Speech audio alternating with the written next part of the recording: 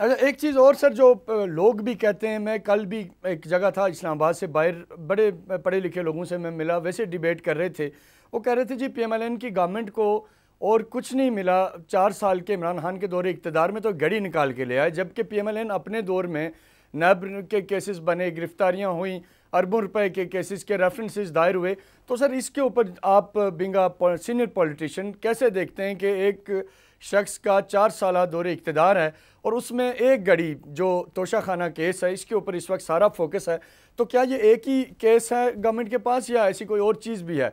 और अगर कोई और चीज़ नहीं है तो इट मीन्स कि जो पब्लिक नैरेटिव बिल्ट हो रहा है कि खान साहब ईमानदार थे बनिस्बत बाकी लोगों के, क्योंकि बाकी लोगों के ऊपर तो बहुत बड़े बड़े इल्ज़ामात लगे, अरबों रुपए के लगे, यहाँ इल्ज़ाम लगा भी तो एक घड़ी का, इस पर क्या कहेंगे? देखिए, सबसे पहले तो इमरान खान का साहब को भी जो है वो जाली हीरोइन डालनी पड़ी राना सनाउल्लाह को अंदर करने के लिए। उनके अच्छा। पास भी कुछ नहीं था। उनको सस्ती गैस खरीदने पे जो है खाकान अब्बासी को जेल में भेजना पड़ा। हम्म। उनको जो है वो एहसन इकबाल को जो है वो स्पोर्ट्स कॉम्प्लेक्स बनाने पे भेजना पड़ा, और दीगर हम्म। बहुत सारे ये लंबी कहानी है। चेयरमैन नैब को जो है उसकी वीडियोस के जरिए उसको ब्लैकमेल करना पड़ा। हम्म। पता नहीं एक खातून को उन्होंने अगवा करके पीएम ऑफिस में भी रखा, क्या कुछ करके फिर उसको ऑर्डिनेंस के जरिए उनकी नौकरी बढ़ा दी चेयरमैन नैब की। फिर भी वो कुछ नहीं साबित कर सके, कुछ कहीं कहीं भी एक भी वो सजा नहीं दिलवा सकते। तो उनका तो मैं जो करप्शन का नैरेटिव है वो बोगस है, वो बहुत बड़ा बोगस है। लेकिन इमरान खान के खिलाफ बहुत कुछ है। वो तो फॉरेन फंडिंग के मुजरिम है। उनकी तो फॉरेन फंडिंग दर्जनों फॉरेन नेशनल से उन्होंने फॉरेन फंडिंग ली। उन्होंने दर्जनों अकाउंट्स जो हैं वो मिस डिक्लेयर किए। तो उनके वो उस पे मुजरिम पाए गए हैं, गिल्टी डिक्लेयर कर दिए गए हैं ईसीपी के तहत। और फिर ये जो तोशाखाना है, ये कोई इतनी छोटी चीज नहीं है। वो घड़ी जो थी वो 1.5 अरब से 2 अरब की मालियत की वो घड़ी थी, जिसको उन्होंने 2 करोड़ में खरीद दिया। और हुकूमत का जो खजाने जिसमें 30-40 करोड़ जमा होना था वो नहीं जमा कराया। तोशाखाना केस पे ये बताइएगा कि क्या ये नैब की तरफ इसको लेके जाएंगे, इसकी इन्वेस्टिगेशन का क्या तरीक़ाकार होगा?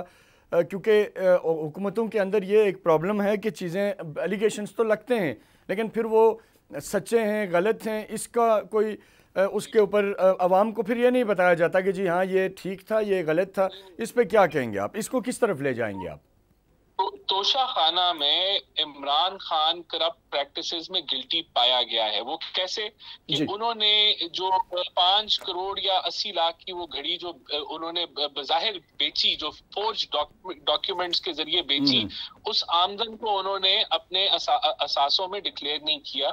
1 साल बाद किया या लेट किया डिक्लेयर। और फिर जो उन्होंने ये इस चीज के ऊपर तो वो करप्ट प्रैक्टिसेस में गिल्टी पा चुके हैं। लेकिन अब नया स्कैंडल क्या है, नया रुख क्या है कि वो 5 करोड़ 80 लाख की नहीं बिकी थी, वो तो 30-35 करोड़ की बिकी थी। और वो उसकी मालियत जो थी वो 1.5 अरब से 2 अरब की थी। तो ये तो पूरी उस नौयत को ही चेंज कर देता है। और इसके ऊपर एफआईए के जरिए इन्वेस्टिगेशन अभी बढ़ेगी आगे। और लेकिन इस पे आपने देखा होगा कि पीटीआई का इस पे ये मौक़िफ़ है कि वो जो शख्स जिसको एक टीवी प्रोग्राम में लाया गया, जिसने माना कि मैंने ये खरीदी, वो पीटीआई का मौक़िफ़ है कि फेक है, सारी कहानी ये बनाई गई है, ये फैब्रिकेटेड स्टोरी है। इस पे क्या कहेंगे आप? देखिए, वो तो घड़ी लेके आ गया है ना। ये घड़ी तो एक ही घड़ी है, ये कोई 4-5 घड़ियां तो है नहीं। वो घड़ी उसके पास है। और वो एक एमी, एक इंसान जो इतना अमीर आदमी हो, बिलियनर हो, वो एमी तो नहीं एक टीवी के ऊपर जो है वो क्लेम वो कर लेता। घड़ी उनके पास है। क्या ये घड़ी दिखा दें किधर है घड़ी, किसको बेची इन्होंने, वो उसकी रसीदें दिखाते हैं। रसीदें इन्होंने एक ऐसी दुकान की दिखा दी जो बंद हो चुकी है, जिसका अता पता कोई नहीं, और वो एक कागज पे जो है वो लिख के दे दी। तो इसका जो है पूरी ट्रांजैक्शन की डिटेल, पूरा जो है वो मनी ट्रेल इनको देना पड़ेगा। ऐसे तो इनकी अब ये जान नहीं छुटने वाली। और ये आदमी तो फवाद चौधरी का जो है बड़ा बेस्ट बडी था। फवाद चौधरी से ये तो मिलके जो है वो अपना इंटीरियर मिनिस्ट्री के बारे में भी कमेंट्री चल रही थी, इकट्ठे एमओयू भी साइन हो रहे थे। तो ये जो फ्रॉडिया है, ये तो फवाद चौधरी का बड़ा दोस्त था। तो क्या फवाद चौधरी भी फ्रॉडिया है?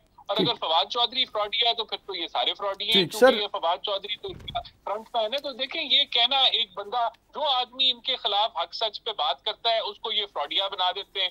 इलेक्शन कमीशन ने हक सच पे बात की, तो वो कहते हैं ये बिकाऊ माल है। कोई जर्नलिस्ट जो है वो इनसे सवाल पूछता है तो कहते हैं ये इसने लिफाफे लिए हुए हैं। कोई कोई आदमी वो अकबर एस बाबर जैसा आदमी निकल आता है तो फिर वो उसकी तजलील शुरू कर देते हैं। मोहसिन बेग हकायक बताता है कि 50 लाख रुपए इनके किचन के एटीएम चलाते थे इनके किचन को, तो वो FIA के जरिए उसके मुंह पे वो बट मारते हैं और उसके खिलाफ कार्रवाई करते हैं। तो ये इनका वतीरा है, ये प्रोपेगेंडिस्ट हैं, इनका वतीरा है कि जो हक सच पे बात करेगा उसको ये चोर, उसको ये फ्रॉडिया डिक्लेयर करते हैं। एक और मिसाल ले लें आप, नजम सेठी थे, उनको 35 पंक्चर के अंदर इन्होंने कितना जलील किया। इन्होंने क्या कुछ नहीं उनको जो है वो उनके ऊपर एलिगेशन लगाया और फिर हंसते हुए कहा कि ये सियासी बयान है।